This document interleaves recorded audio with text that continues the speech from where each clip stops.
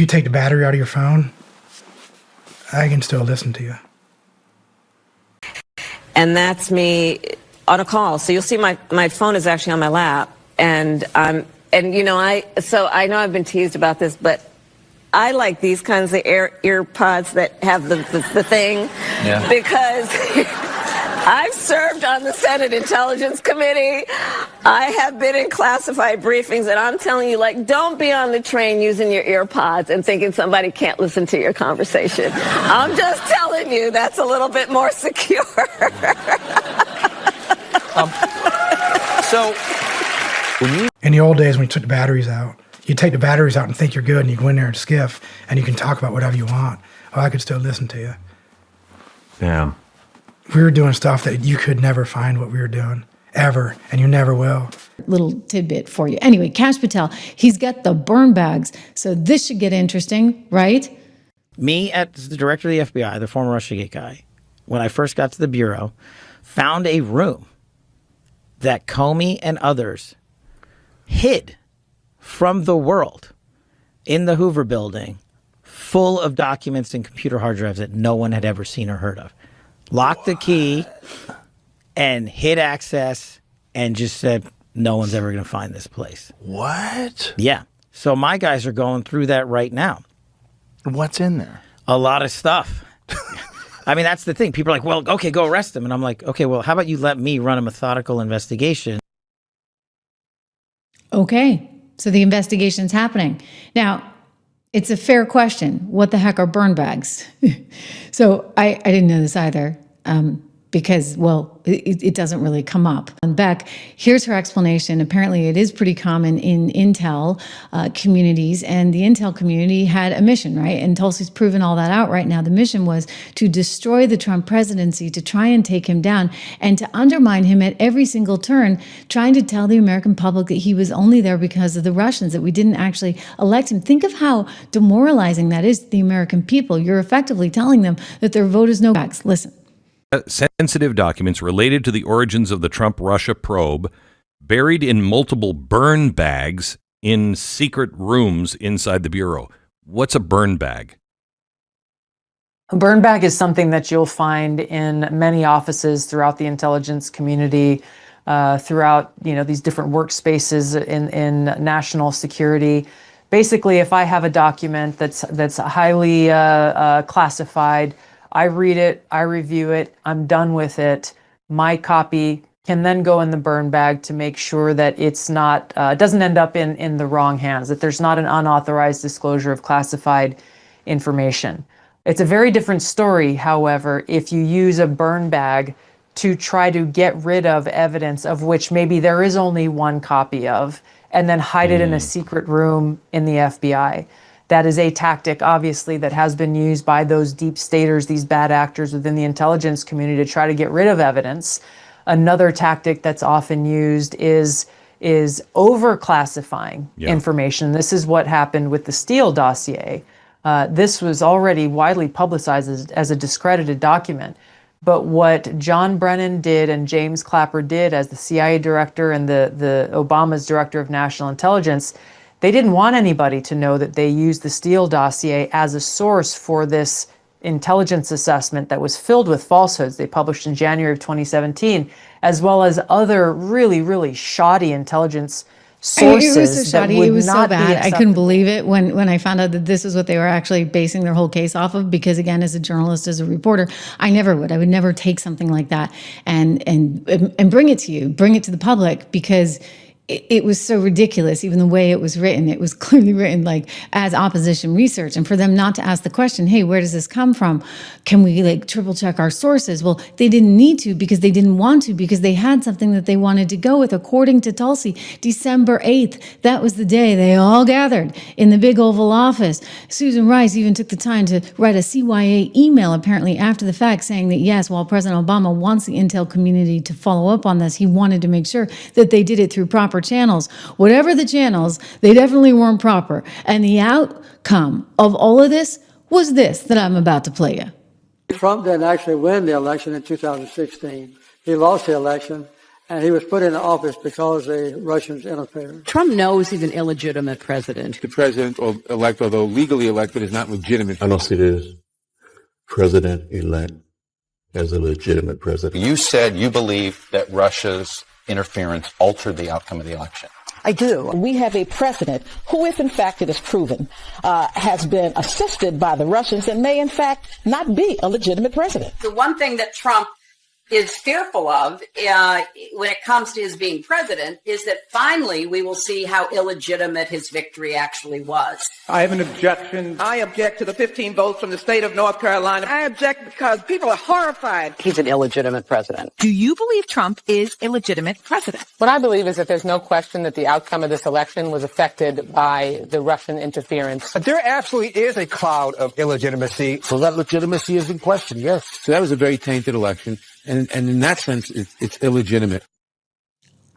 Wow. Okay, so more posts from Trump saying, nothing is going to change until this happens. And he shows some people in jail.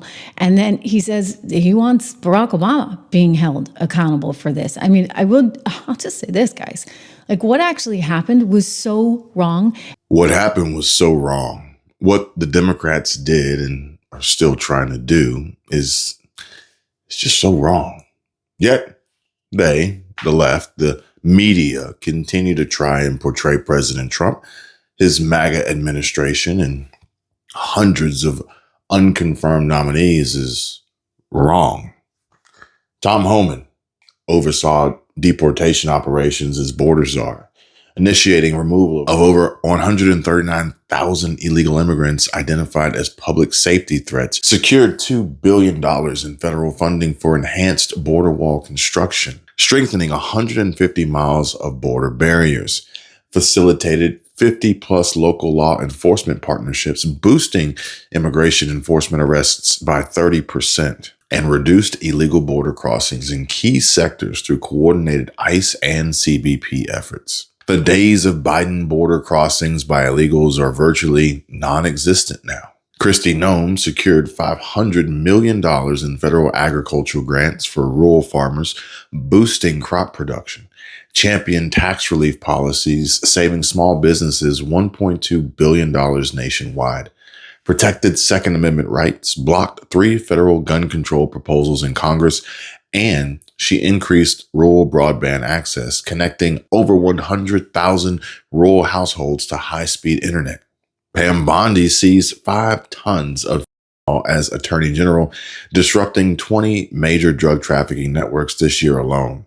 She rescued over 300 victims through DOJ-led human trafficking stings across 10 states, convened task force on anti-Christian bias, addressing over 50 discrimination cases in April, and reduced the DOJ case backlog by 15%, streamlining 1,000 plus federal prosecutions. Deputy Director Dan Bongino led FBI operations, rescuing hundreds of children from child sex trafficking rings already, and he's investigated at least a couple hundred voter fraud cases, securing 50 convictions to uphold election integrity, cut FBI internal audit delays by 20%, improving operational efficiency, and has recovered $10 million in assets from political corruption probes since accepting and being confirmed for his role as deputy director, working directly under Kash Patel.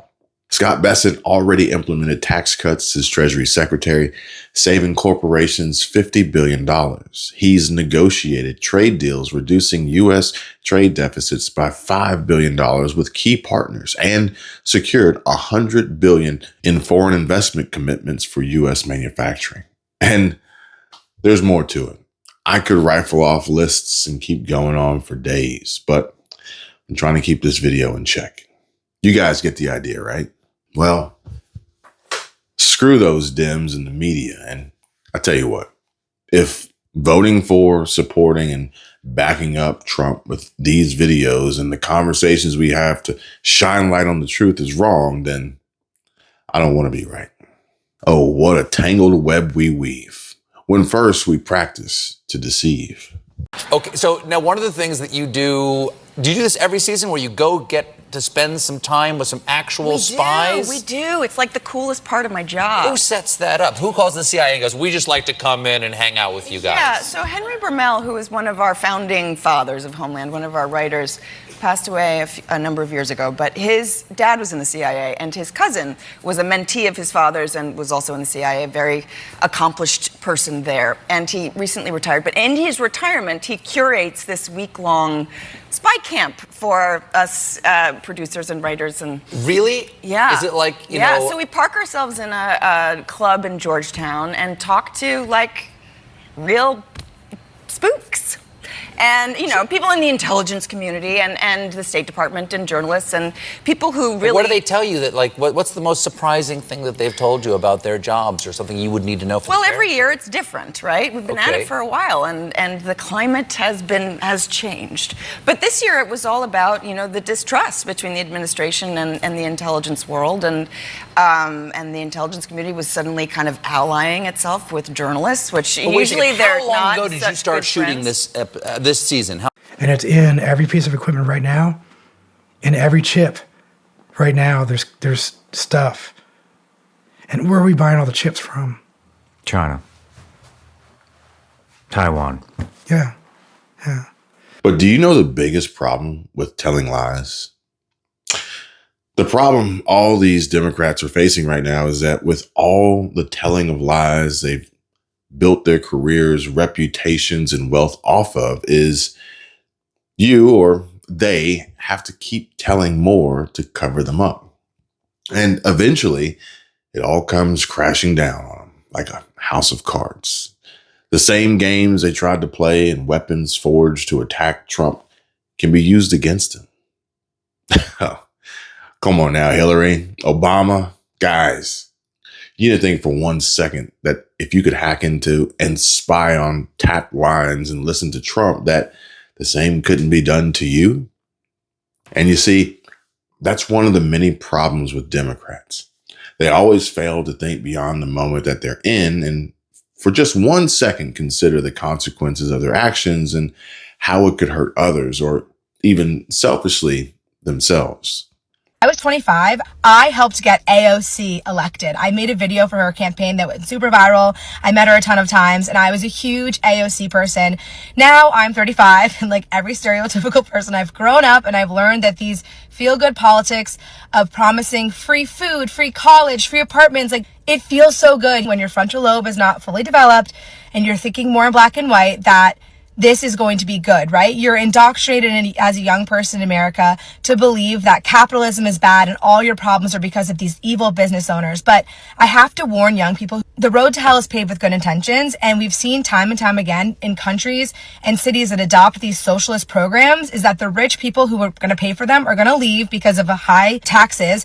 And then one example of this on a smaller scale is in New York in 2019, there was a law that was passed by the state house, all Democrats, to pause rent hikes on rent stabilized apartments. Landlords, because of this law, can only raise the rent by 2%. So say in 1970, someone was paying $200 a month. You're now going to be paying $220 a month in 2025. But the problem is that rent stabilized apartment needs to be renovated and brought up to 2025 code. So because of this law, what's happened is now there are tens of thousands of empty apartments in New York that are rent stabilized that the landlords are not renovating because they know they cannot make their money back if they renovate them. And again, these landlords are not like evil people. Many of them are small businesses, you know, they're working on a margin. And so it's not affordable for them to, landlords are letting these apartments now sit empty and go into foreclosure. And so that's why we have such a bad housing crisis right now in New York, is because of these leftist policies that feel so good to vote for. But you guys have to understand, like, that's not how things work. Mamdani, like, I think he's tapping into something that's so real. This feeling from young people, they want to make a difference. They want the world to be a better place. But unfortunately, his policies are not going to be the things that fix our city. The policies that we really, really need are going to be less regulation, less taxes, guys. We need more innovation from individuals and less government in our lives. The road to hell is paved with good intentions. And like, I don't know what's going to happen next, but I know that free everything paid for by the government is not the solution. And it may make you feel good now, but down the road, you're going to pay for it. Less government, less taxes. Yes. And I want to read this comment I saw today. Let me know if you want to see less government and less taxes by leaving a comment down below. But LJ wrote, I'm a Trump supporter, but I wish he'd stop giving to the rich and taking away from the poor. He has done absolutely nothing to help the lowest income senior citizens who are struggling, and many are having to live on the street. And that should be a priority, and it's not happening. And I understand how all the good President Trump has done, is doing, and will get done can go underreported or not reported at all, or just silenced and shadow banned, and almost like it's being swept under the rug. Because, let's face it, without us, hating on Trump is just the name of the game. I mean, the man could cure cancer and the Democrats wouldn't even stand and clap. What channels do you watch on YouTube besides mine? Or is this the first time you've ever seen one of my videos? Barry Cunningham, Trish Regan, Benny Johnson, Stephen Gardner, Squirrel Tribe, Devory Darkins, Brandon Lehman, The Liberal Hive Mind, RJ Talks, Clinton Jaws, Ben Dykes, Ron Yates, Steve Ram, Lou Valentino, and I know there are more out there, but you get the idea. We're trying our best to fight an uphill battle on, and let's just be honest, a liberal platform that leans left and really doesn't want us here. So odds are you may not have heard or seen this. Starting next year, the IRS is cutting many retirees a bit more slack. Under the new law, individuals aged 65 and older can claim an additional $6,000 deduction on top of the existing standard senior deduction. Married couples where both qualify, that's a $12,000 tax break. Inflation's affected everybody. Once you reach your senior age and you're no longer getting up and going to work every day and getting paid for whatever it is you do, you're limited to what you've been able to save. And if you're a senior, know anyone over 65 and or are limited on what you're able to save, and tell me if getting an extra 12 grand potentially in tax deductions won't be welcome. And I've got one more comment here from Phyllis, and she thanked me. The comment says, "Thank you. I called the number and they helped me out a lot with my Medicare and Medicaid, and they were very friendly. I gave them your name and your wife's, and they liked it that you're letting people know this." And what Phyllis is referring to is letting people know about all the positives that are helping people, like the free money savings help lowering the cost of Medicare, healthcare, and putting thousands back in seniors' checks. Call Chapter and find out how much money savings is waiting for you, and avoid wasting money that could go into your savings or investments like gold, silver, precious metals, or crypto and Bitcoin. Chapter's great, and they have a wonderful team that has already helped so many and are just waiting for you to call so they can help you too. Call them.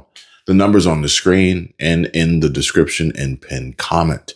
270-467-2426. The media being used as a propaganda mechanism, we saw it flatly. I mean, I think it's the smoking gun, quite frankly, of the Obamagate narrative and the Russiagate narrative, that it was so baked in that the New York Times and Washington Post went and ran with it. Some would say that that's part of Operation Mockingbird. Some would say that that's part of what we learned in the Church Committee, that the intel agencies were using media outlets as their mouthpieces, and that those mouthpieces would parrot the official narrative. And I wanted to ask you, is this operation still going on?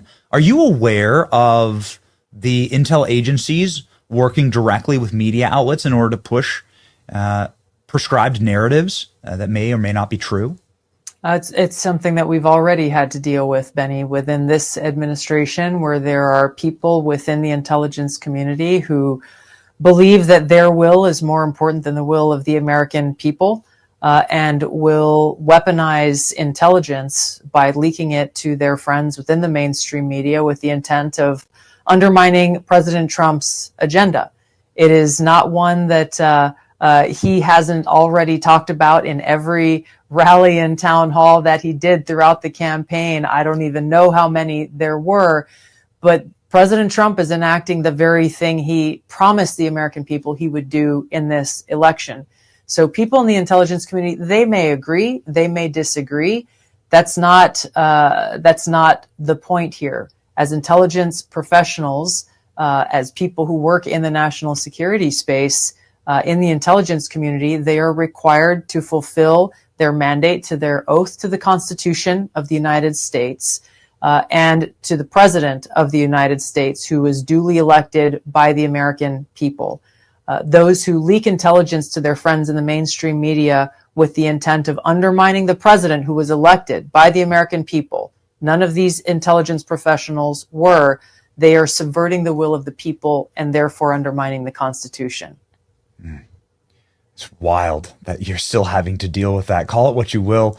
But Operation Mockingbird, just incredible that they were just out with it, that they were using the media as government organs to push propaganda, and it's still happening today. This is why what we're doing is so important, Benny, Yes. and this is why President Trump's mandate in this is really critical, is by exposing the truth, by exposing the bad actors within the intelligence community and in the political space who are weaponizing intelligence to advance their own political interests is so important to be able to turn the light on in places that have been dark for far too long, expose the truth, and drive accountability. That's the only way that we can actually shift this and begin the work to try to restore trust in the intelligence community. It will certainly be a long, arduous road we go down, a journey towards restoring trust.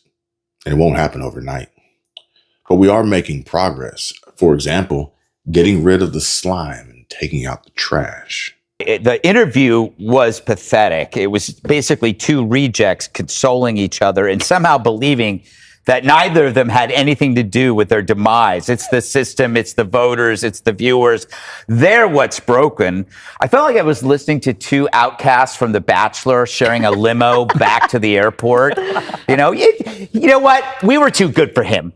But when you see them together, it kind of does tell you that the loss that the Democrats experienced was a package deal. It was kind of bigger than that. It wasn't just Kamala. It wasn't just Colbert.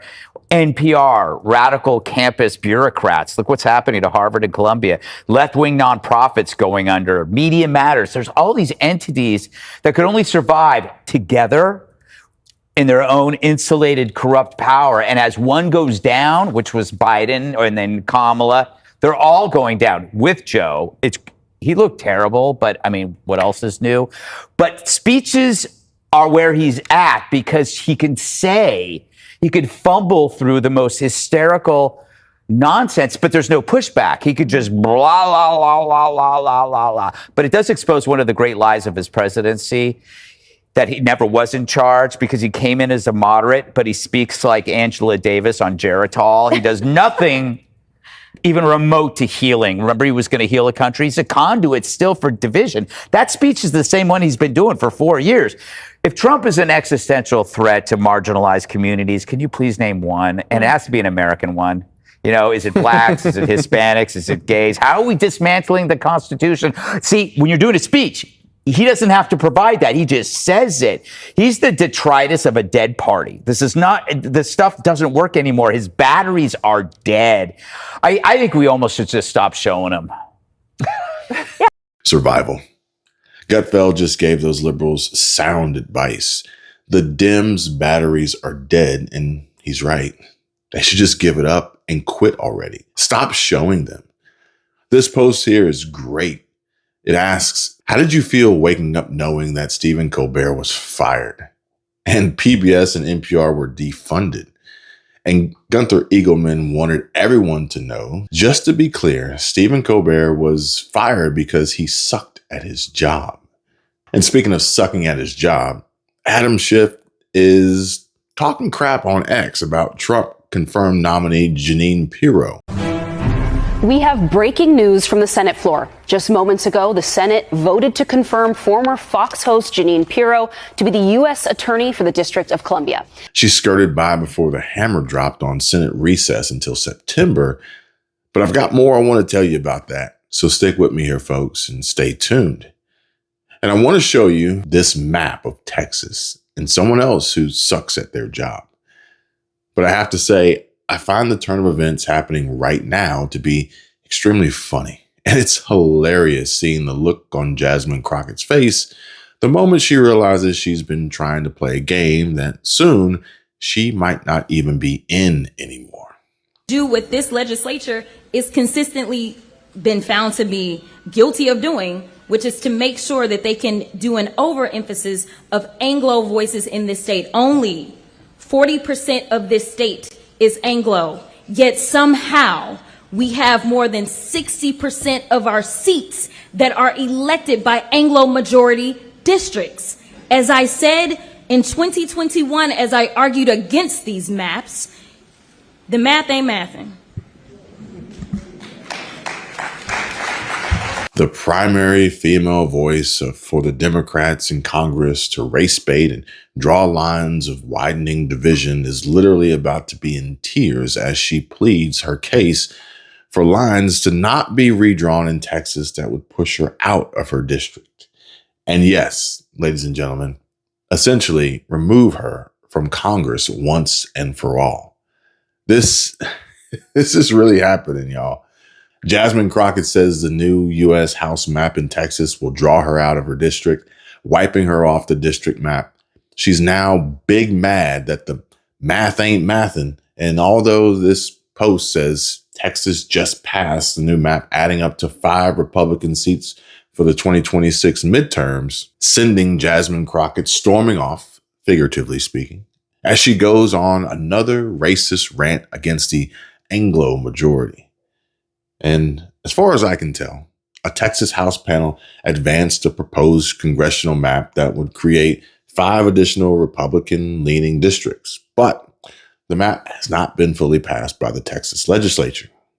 It still requires approval from the full Texas House and Senate, and it must be signed by Governor Greg Abbott.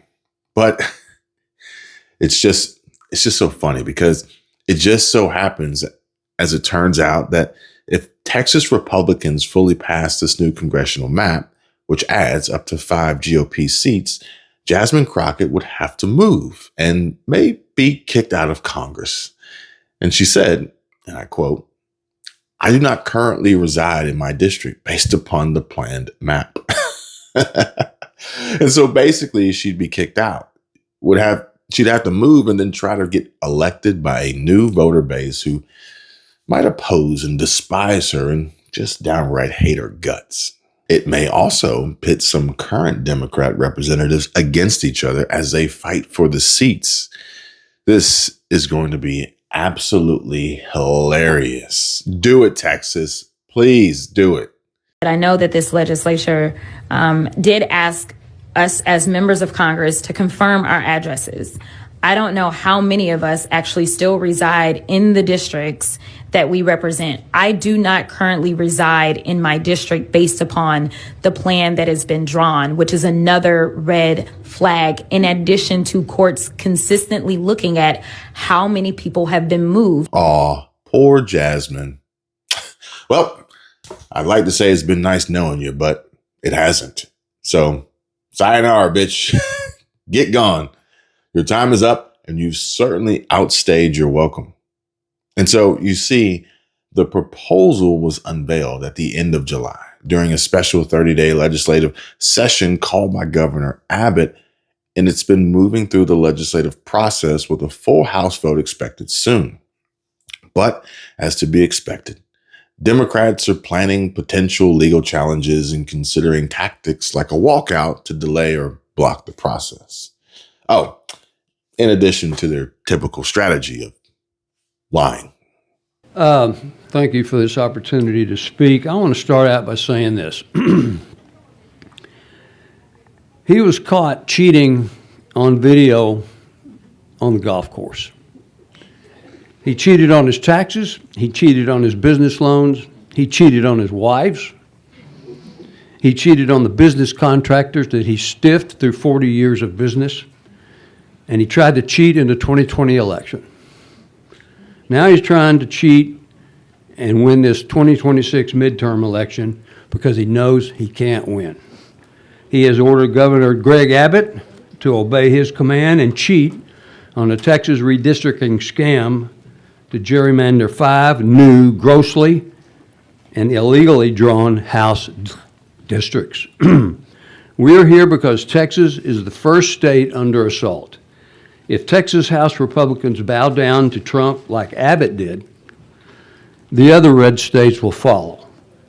And if they do that, then America will be under assault. To me, House Republicans, in this case, are like a bunch of buzzards on the fence, waiting to swoop down on a dying carcass of democracy and feed on that. America is a democratic republic, and it's being dismantled daily by Donald Trump. Every single House Republican is under assault by Trump and Abbott. They are telling you that your integrity, your honor, and your duty is for sale, and he is the buyer.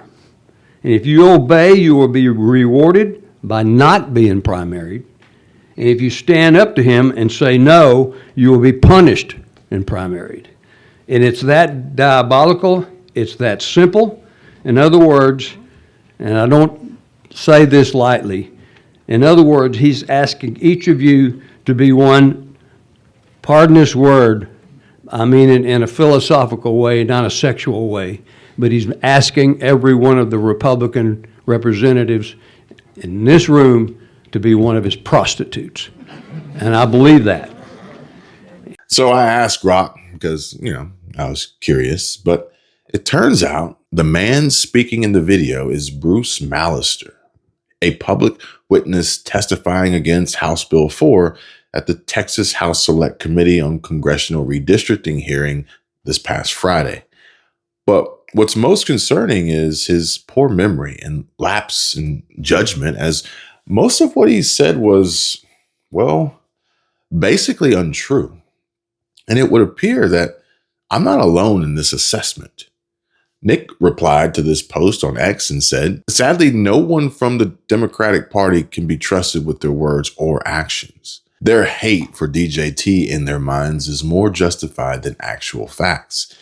They will twist words, obsess on unsubstantiated claims from 40 years ago, and refuse to see that their own party is the one who betrayed the American people. Sad people they all must be. All right, well, moving on to this now. Former Trump prosecutor Jack Smith is now under investigation for potentially violating the Hatch Act, which restricts government employees from engaging in political activities. So the Office of Special Counsel confirming it's opened that investigation against former Special Counsel Jack Smith. This after Arkansas Senator Tom Cotton sent this letter saying, quote, I write requesting the Office of Special Counsel to investigate whether Jack Smith, Special Counsel for Attorney General Merrick Garland, unlawfully took political actions to influence the 2024 election to harm then-candidate President Donald Trump. So while the specific scope of this investigation is not clear, it is expected the probe will look into whether Smith violated the Hatch Act during his criminal investigation into President Trump's handling of classified documents and alleged efforts to subvert the 2020 election. Trump pleaded not guilty in both of those cases that were ultimately dismissed following the 2024 election. Earlier this week, Senator Cotton pointed to how he believes Smith used his DOJ role to, quote, help Kamala and hurt Trump, claiming Special Counsel Smith rushed the trial for President Trump to begin just 2 weeks before the Iowa caucuses, that Smith tried to go right to the Supreme Court to get a quick ruling before the election, and that Smith filed a massive brief that included secret grand jury testimony just within 60 days of the election, which could also violate a separate Justice Department rule that goes beyond the Hatch Act. Just imagine. Think about it. What would America be like if our government actually cared about us and making our lives better, more than their own selfish agenda and infighting, corruption, bickering, backstabbing, and political weaponization of one another? Maybe it's just another fever dream. I am a little bit under the weather. So it's all important to note that this is an investigation, but it's not a criminal investigation, that the office there does have authority, though, to impose things like fines and other sanctions if they do ultimately find that he violated the Hatch Act, guys. Thank you, Chanley. Thanks, Chanley. A little bit of his own medicine, it seems. Yeah. And, you can't look at the last 4 years and not think that the Justice Department got hijacked by a bunch of politically motivated people. But we'll see where it goes. As Charlie pointed out, it's important. It's a little confusing because a special counsel comes from the DOJ. Right. This Office of Special Counsel is a watchdog group, so we could possibly see maybe a referral to the DOJ, but it'll be something to follow. Or heck, even if President Trump didn't have to split and divide his time with bullshit like this, when he could be devoting all his efforts, energy, and resources to strengthening America instead.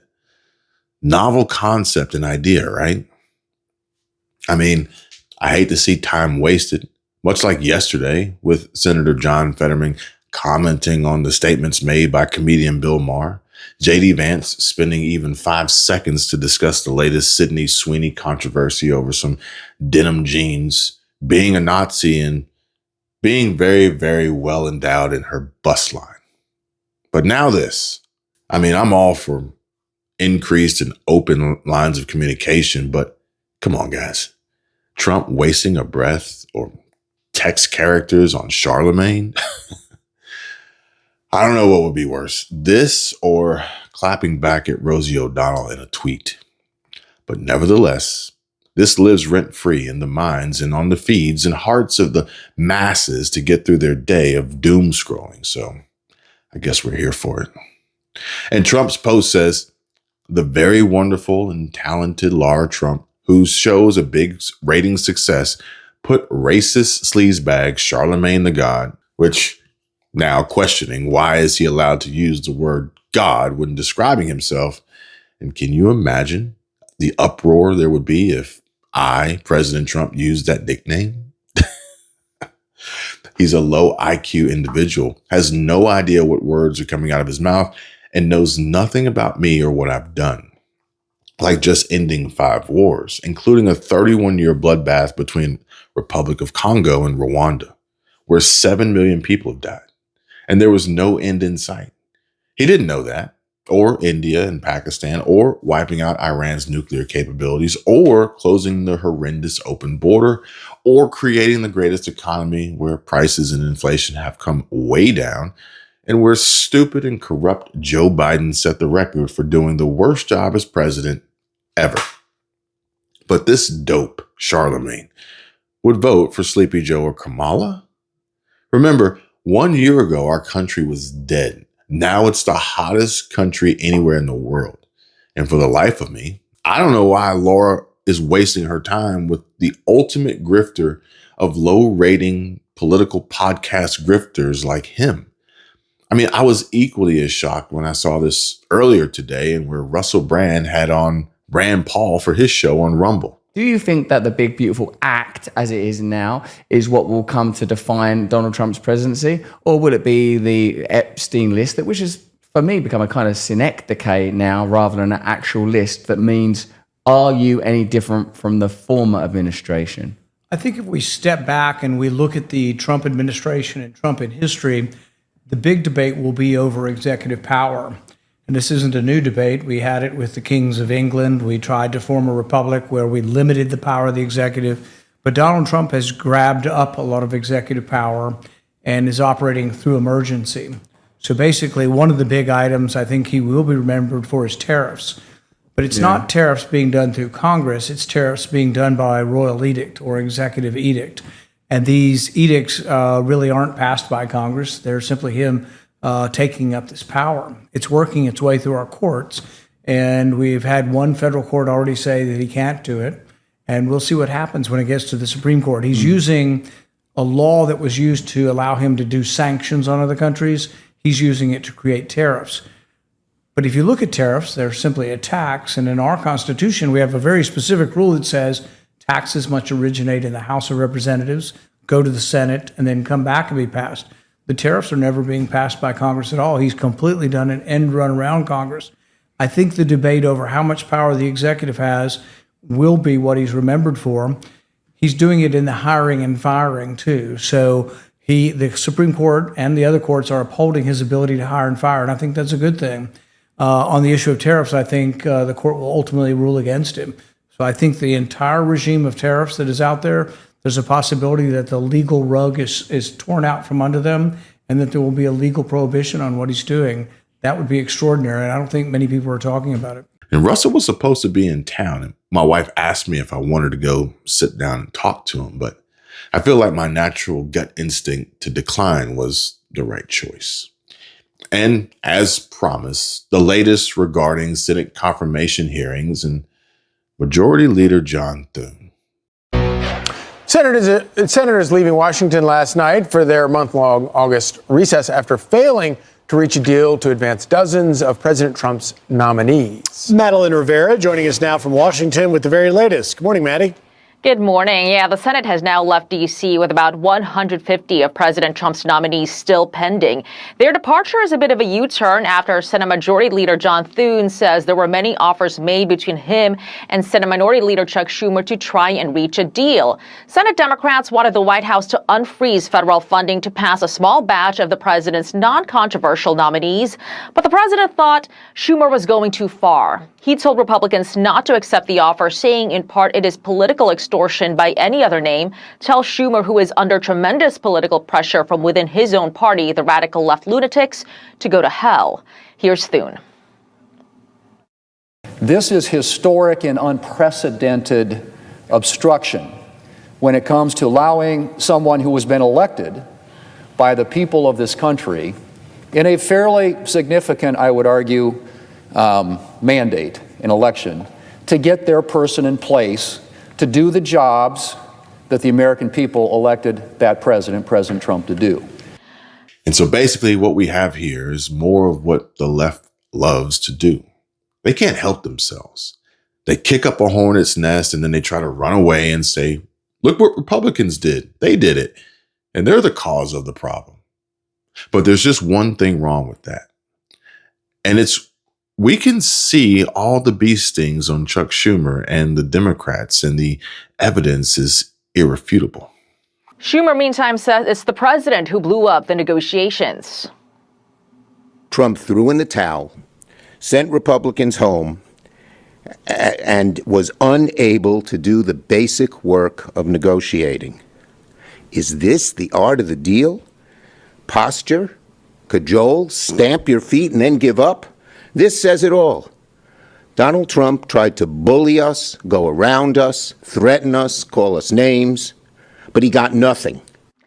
Republicans now say they might consider changing Senate rules to speed up the pace of confirmations when they return from recess. And that would probably be a good thing for now, a temporary solution. But there are folks on X putting their own spin on the lie, like this one here. It says, breaking.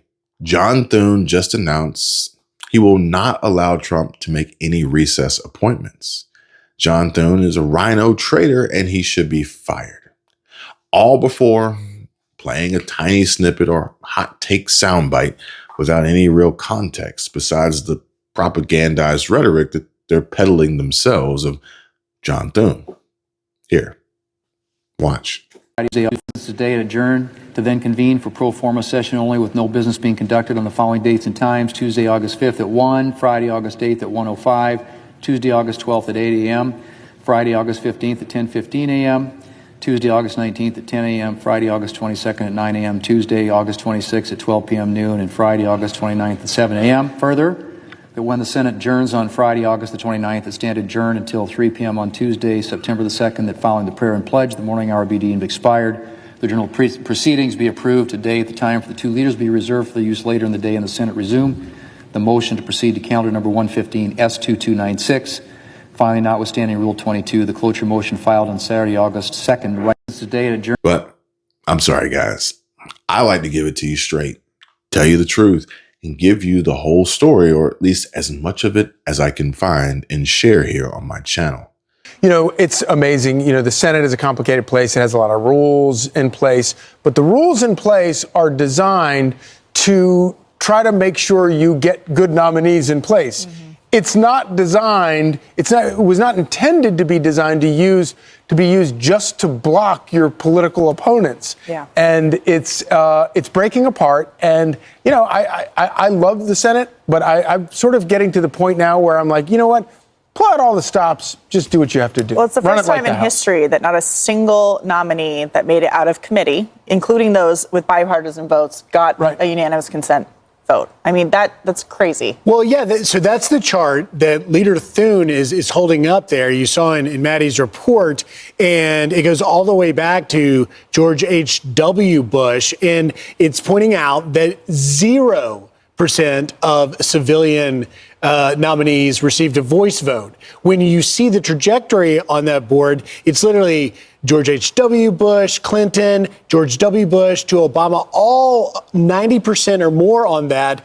And now we've gotten to 0%, which really tells you there is an active intended obstruction theme here. 150 plus nominees that still have not received a vote. So it's going to be a while. It's raw partisan politics, and it has nothing to do with actually being part of the checks and balances anymore. Yes, indeed. All right. I would agree. What say you? And take a look-see. Interim no more. Jeanine Pirro has been approved and confirmed for U.S. Attorney for D.C., passing with a vote count of 50 to 45. Now, Nick Sorter says, it's time to set her sights on Adam Schiff and the long backlog of corrupt D.C. cronies and lock them all up. Judge Jeanine will now go on as Trump's pick to serve as D.C.'s top prosecutor. Adam Schiff is already butthurt, nervous, and afraid of this appointment and confirmation as he posted this saying, a sad moment for the Senate and the country. Republicans just confirmed Jeanine Pirro as U.S. Attorney for the District of Columbia. Yes, the same Judge Jeanine that even Fox News said was crazy and had to take off the air. How can they vote to confirm these people? But News Corp asks, how low has the Senate GOP sunk? They just confirmed former Fox News hack Jeanine Pirro as U.S. Attorney for D.C. and says Pirro is an unqualified crackpot who even a Fox News producer warned should not be allowed on the air. See more in next comment. And so that's exactly what I did. And it seems like a lot of people wanted to know, is this true? But again, per the usual, there's a lot to this story. Context that's just missing. The Dems over at News Corp said the Fox News producer sent an email to his colleagues warning that Fox cannot let host Jeanine Pirro back on the air. She's pulling conspiracy theories from dark corners of the web. But here's the deal, or at least the real story, or a version that makes much more sense. And it's a response from Grok too, which Grok is far more progressive than conservative, folks. Just being honest. And Grok said, yes, both claims are true based on verified sources. The Senate confirmed Jeanine Pirro as D.C. U.S. Attorney on August 2nd, 2025 by a 50 to 45 vote. And Fox News producers indeed called her crazy in internal messages and pulled her show in November 2020 over election conspiracy optics. But wait, there's more. False. This post here says, and Fox News did not explicitly state that Jeanine Pirro was taken off the air because she's crazy or nuts. These terms were used in internal communications by individuals associated with Fox News, specifically producer Justin Wells and her executive producer, as revealed in Dominion Voting Systems defamation lawsuit against the network. Yeah, because you have to remember, this was back in 2020. And what was going on then? What just happened?